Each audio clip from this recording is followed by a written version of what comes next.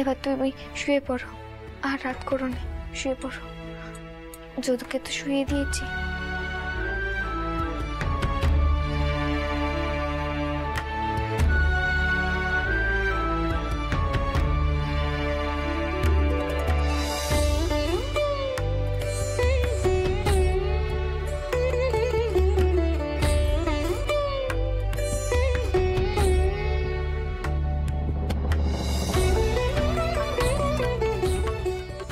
জানিস তো ছোটকু কি,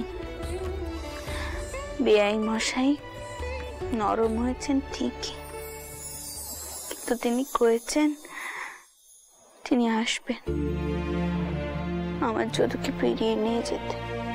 আর তুমি কি কইলে মা? আমি কয়েছি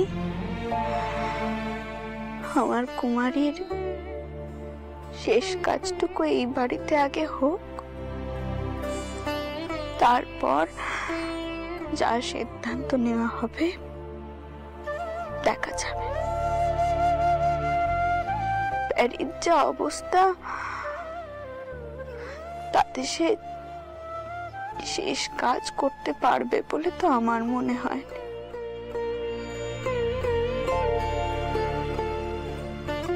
আমার কুমারীটার কেমন মন্দ ভাগ্যে ছিল বল দেখিনি ছোটকু কি।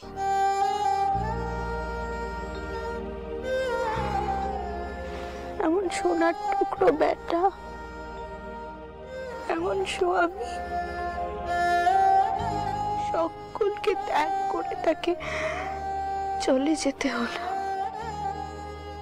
সে স্থিতি আর মেয়ে স্থিতি দুজনেই বড় অবাগী মা।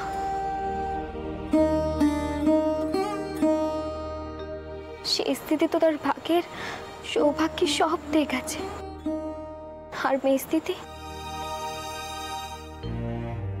জানি না এমন ব্যাটার জন্যে ওপারে কতটা চটপট করছে।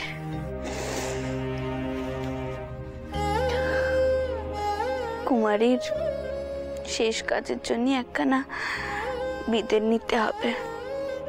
কে তার শেষ কাজ করবে তার জন্যই বিদেন নেওয়াটা প্রয়োজন।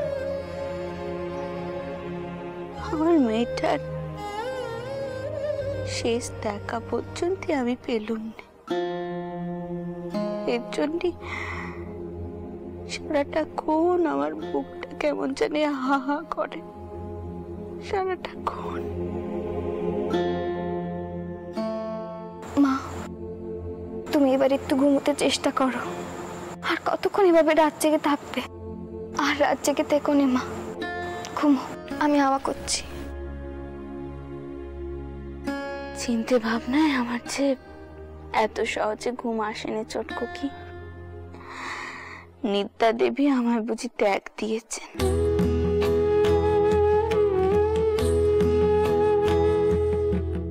ও ছোটকু কি, ছোটকু কি, তুই এবার জানে মা, দেখনি মতুরের কিছু প্রয়োজন আছে কিনে, জানে। আর দেরি করিস না মা, যা। মা তুমি ঘুমো দেখিনি, আমি তো তেনার কাছ থেকে এলুম, তিনিই তো আমাকে জোর করে পাঠালেন। তেনার আমাকে আর প্রয়োজন হবে না, তুমি ঘুমো।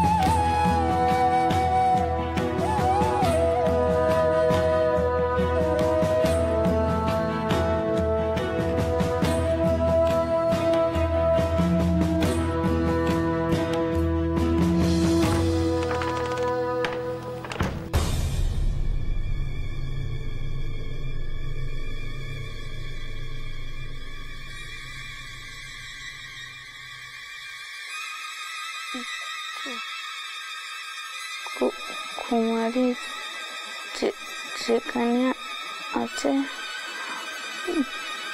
ভালো আছে তো?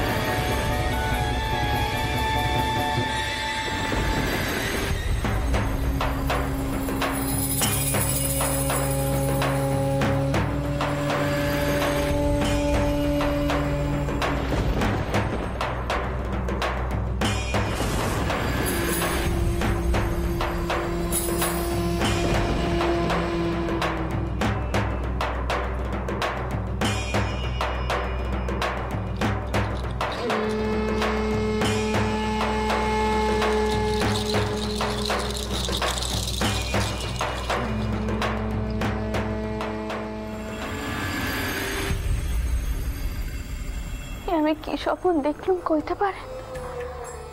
কি স্বপ্ন দেখলুম আমি? আর ওখানে কুমারী বা কি করছে? এই কোন মন্দির, কোন রাধা গোবিন্দর বিগ্রহের সম্মুখেও দাঁড়িয়ে আছে? কি স্বপ্ন দেখলুম? রঘুবীর মুখে কিসের ইঙ্গিত করছে? কিসের ইঙ্গিত?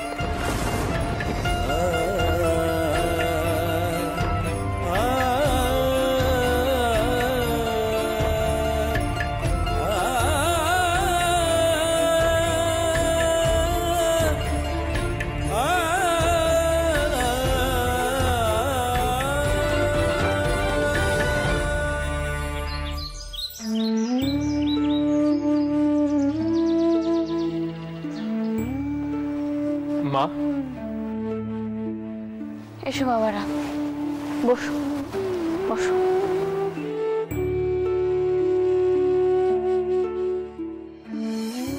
তোমাদের সাথে আমার কিছু কথা কইবার আছে। কিছু কি হয়েছে মা? আপনার চোখ মুখ অমন দেখাচ্ছে কেন? কাল রাতে আমি কুমারীকে স্বপ্নে দেখলাম। তার ছেড়াদের দিনও তো এগিয়ে আসছে, কিন্তু প্যারির এখন যা অবস্থা, তাতে সে শেষ কাজ করতে পারবে বলে তো আমার মনে হয়নি। আমার মেয়েটার এমন কপাল, স্বামীর হাত থেকে জল পর্যন্ত পাবেন।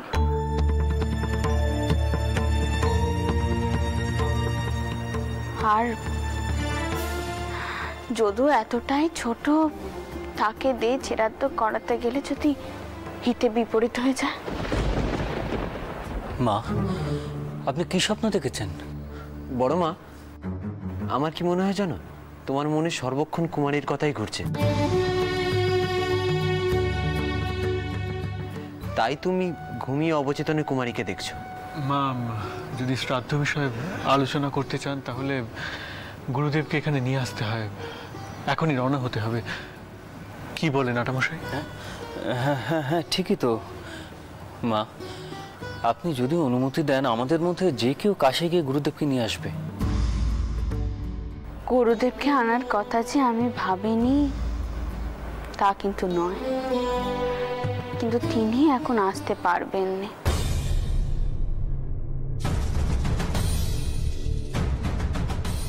এই সময় তেনার আশ্রমের প্রতিষ্ঠা উপলক্ষে তিনি বড় করে অনুষ্ঠানের আয়োজন করেন, তাই তিনার পক্ষে আসা সম্ভব নয় এখন।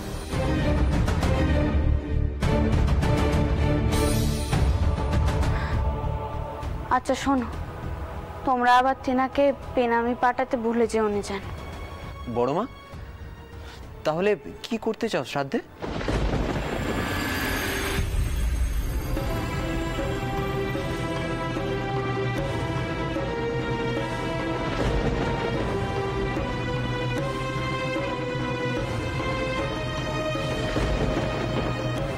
আমি স্বপ্নে দেখলাম আমার কুমারী কোনো এক রাধা গোবিন্দর মূর্তির সম্মুখে হাত জোর করে দাঁড়িয়ে আছে। ওর রাতে স্বপ্ন তো মিছে হয়নি, আর তারপর থেকে আমি বারবার ভেবে চলেছি কেন আমি এমন স্বপ্ন দেখলাম। রঘুবীর নিশ্চয়ই আমাকে কিছু বোঝানোর চেষ্টা করছে।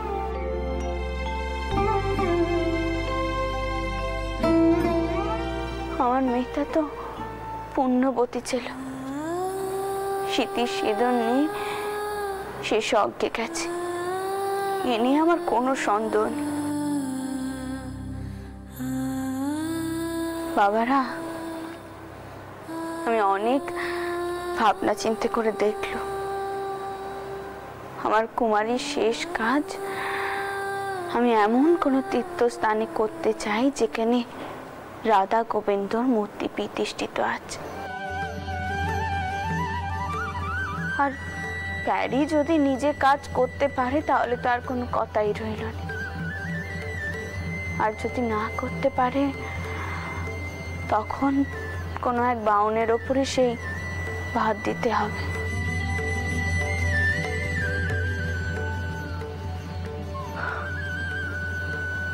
তোমরা কি বলো বাবারা? আমারও একই কথা মনে হয় মা। সত্যি তো প্যারির যে অবস্থা। বড় জামাই দাদা, আমি তাহলে খোঁজ নিই কোথায় কোথায় জাগ্রত রাধা গোবিন্দের মন্দির আছে।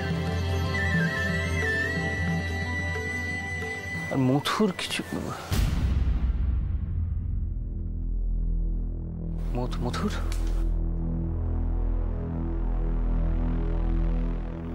মথুর, তুমি কিছু বলবে না? এত বড় একটা সিদ্ধান্ত, সেখানে তোমার মত তুমি জানাবে না? আমার বড় খারাপ লাগছে আটামশাই।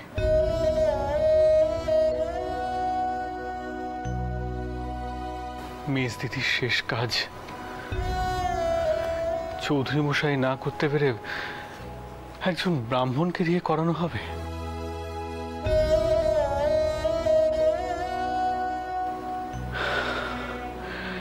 আমি আপ্রাণ চেষ্টা করব যাতে চৌধুরী মশাই ওনার এই জড়ভরতের মতো অবস্থা থেকে বেরিয়ে আসতে পারেন। উনি মেজ দিদির শেষ কাজ করতে করতেই উনি বুঝতে পারবেন যে মেজ দিদি এই জগতে আর নেই, ঠিক যেভাবে আমিও।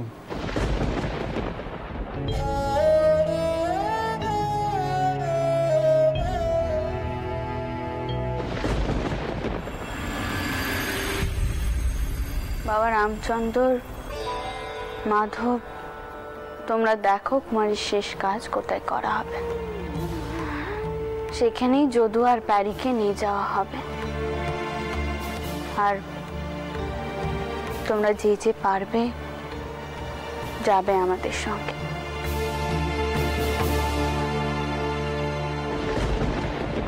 বাবা রামচন্দ্র, তুমি নাকি পালকি তৈরি করতে করেছো? তা ছেঁড়ার তো কোথায় হবে তা ঠিক হয়েছে? মা, উমাচরণ বাবু বলছিলেন বর্ধমানের কাটোয়ায় খুব জাগ্রত গোপীনাথের একটি মন্দির রয়েছে। সে মন্দির নাকি এতই জাগ্রত, সেখানে স্বচ্ছন্দে শ্রাদ্ধের কাজকর্ম করা সম্ভব, তাই তো? হ্যাঁ রানীমা, ওই গোপীনাথের মন্দির, ওই বিগ্রহ অত্যন্ত জাগ্রত, সমস্ত দোষ স্খলন হয়।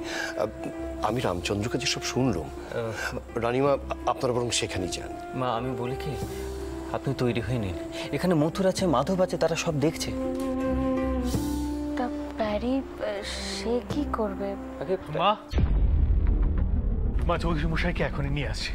আটামশাই, ওখানে পালকি তৈরি করার ব্যবস্থা করে দিয়েছি, আর আমাদের যাবতীয় প্রয়োজনীয় জিনিস আছে সব ওখানে রাখতে বলে দিয়েছি। কিন্তু আমাদের এখনই রওনা হতে হবে, অনেকটা পথ যেতে দেরি হয়ে যাবে। হ্যাঁ বড় মা, তুমি আর দেরি করো না, এরপর সূর্য মাথায় উঠবে। মাতা ঠাকুর ঘরের দিকটা দেখছেন, তুমি তাড়াতাড়ি তৈরি হয়ে নাও। যদু আর চৌধুরী মশাইকে তাহলে আমরা নিয়ে আসছি। হ্যাঁ হ্যাঁ, চলুন চলুন।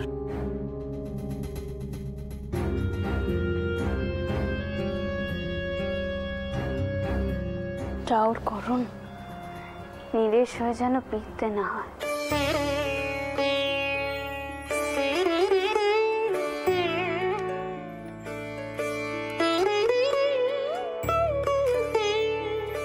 বড় জামাইবাবু, দাসরো থেকে কিছু লেঠেল দিয়ে আপনাদের সঙ্গে পাঠাচ্ছি। শুনলুম পথঘাট ভালো নয়, তাছাড়া বৌরানী সঙ্গে যাচ্ছেন কিনা তাই। বেশ তো, আপনি যখন বলছেন দাশরথী যাবে, অসুবিধা তো নেই কিছু। এসো যদি বাবু। এই তো ওটা প্যারি প্যারি। আচ্ছা আচ্ছা, নাইমশাই, আপনি পালকি অন্দরে আনার ব্যবস্থা করুন। মাও এক্ষুনি এলেন বলে। হ্যাঁ হ্যাঁ, আমি এক্ষুনি ব্যবস্থা করছি। ছোটকু কি, তুমি এই দিককার নজর রেখো কেমন? আর যদি বেআই মশাই আসেন তাহলে তেনাকে সব কিছু বুঝিয়ে কইবে কেমন? হ্যাঁ মা, কইব। কিন্তু তুমি যদুর দিকে একা খেয়াল রাখতে পারবে তো? মা, তুমি তোর সাথে সুবালা পিসিকেও নিয়ে গেলে পারতে। তার কোনো প্রয়োজন হবে? যদু তো এমনিতে দুষ্টু নয়, সব কথা শোনে। কি যদু বাবু, তাই তো?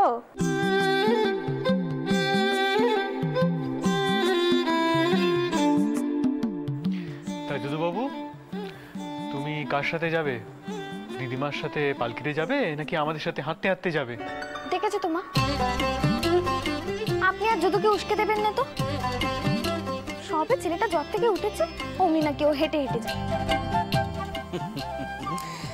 তা মথুর, তুমি কি ভাই যদুকে নিজের মতো ভাবলে? হ্যাঁ ও যদু বাবু, তুমি তোমার দেদমার সাথেই যাবে তো? না, আমি মেসোবাবুদের সঙ্গে হেঁটে হেঁটেই যাব। হলো হলো তো এবার? সত্যি আপনার যদি কোনো কাণ্ডিজ্ঞান থাকে। এই দেখেছো কাণ্ড? এই যে তুমি যে দেখছি আমাকে ভারী বিপদে ফেলে দিলে। তুমি বরং এক কাজ করো, তুমি বরং পালকিতে যাও। দিদিমাকে পাহারা দিতে হবে তো, যদি কোনো বিপদ আপদ হয় তাহলে কে বাঁচাবে? চলো দিদিমা, আমি তোমায় পাহারা দিয়ে নিয়ে যাই। চলো তো বাবা, চলো। তুমি না গেলে আমি কার সাথে যাই বলো তো যদু বাবু? কার সাথে যাব আমি? মাধব, তুমি প্যারিকে নিয়ে এসো। ওই তো পালকি এসে গেছে।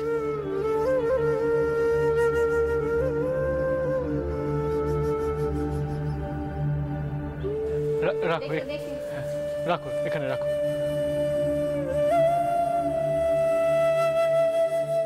আসুন মা, আসুন। চলো যদু বাবু, চলো। ও যদু বাবু, তুমি উঠে পড়ো দেখি, উঠে পড়ো। চটকু কি, এবার তবে আসি। হ্যাঁ, সাবধানে দেখো কেমন?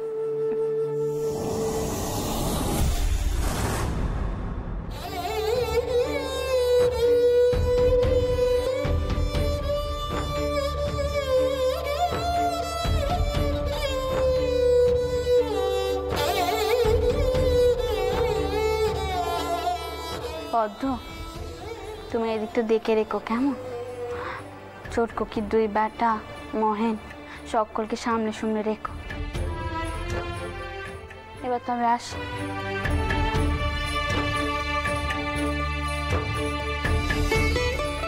পালকি তোলো।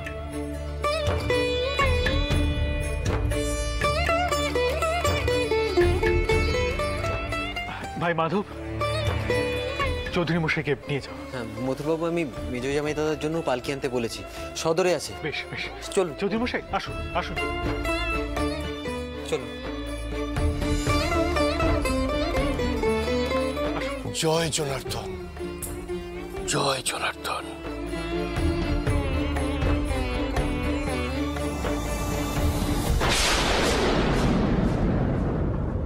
পদ্ম,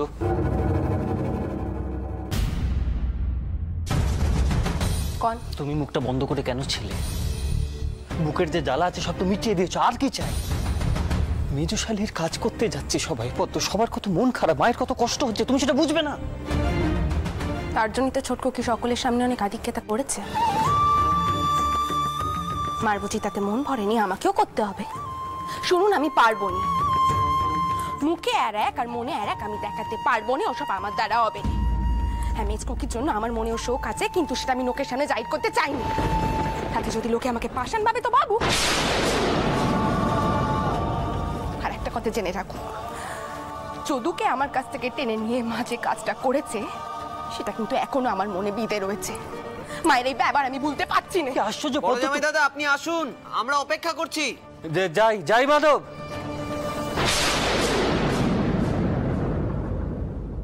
আমি আসছি। আমি সত্যি জানি না জানো কেন আমি বারবার তোমার সাথে সেই এক বিষয়ে কথা বলতে চাই। আমার প্রতি মুহূর্তে মনে হয় বারবার আমি সেই একই ভুল করি।